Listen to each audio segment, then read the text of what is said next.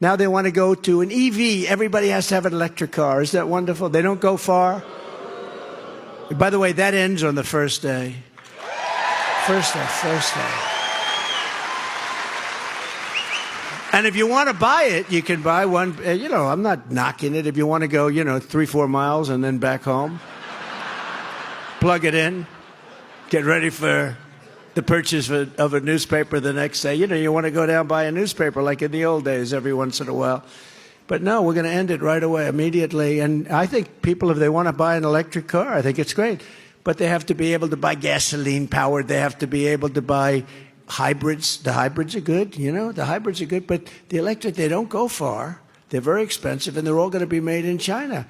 And now they want to make electric trucks, and the trucks are a disaster because the battery is so big it takes up half of your payload. To go to California, you need 6 stops, and you have no chargers. Other than that, it's very good. If you go with like an 18-wheeler, you can go from New York to California without a stop. And it's something I never even heard before. So one of the truckers told me this. They're begging for help because they're going to be put out of business. They're all going to be put out of business.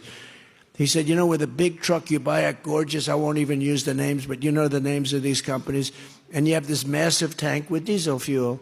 And as it goes along, it gets better and better because you're burning fuel, and it gets lighter and lighter. With a battery, it just stays the same weight. You just got to lift that battery. But they're too big. The batteries are too big. They don't work. It's not something that's even feasible. But these people don't want to hear about it. They don't want to talk about it.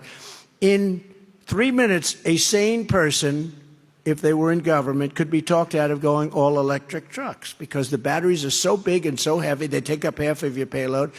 And in 3 minutes, but they don't want to hear about it. You say you have to stop 6 times instead of no times. They say, we don't care. I mean, who could say that? These are radical lunatics that we're dealing with. They're lunatics.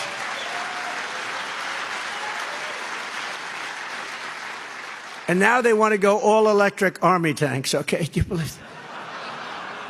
So that when we go in and blast the crap out of an enemy that we have and that we hate, and sometimes, we should be there. Many times we shouldn't be there, to be honest with you. But we blast the hell out of an enemy. We do it in an environmentally friendly way. What are we doing? And now it turns out, we make the best tanks in the world. And now it turns out that in terms of army tanks, you have to put a truck on the back of the army tank because the battery is so big, it's going to have to tow a truck. And it still doesn't go far, and it still costs twice as much, and it's not effective. But it does keep a clean environment, which is very important, because I know up in a place called Minnesota, they like clean air. And you know what? You had the cleanest air in history for 4 years using natural gas. Trump, natural gas and clean coal. Unbelievably.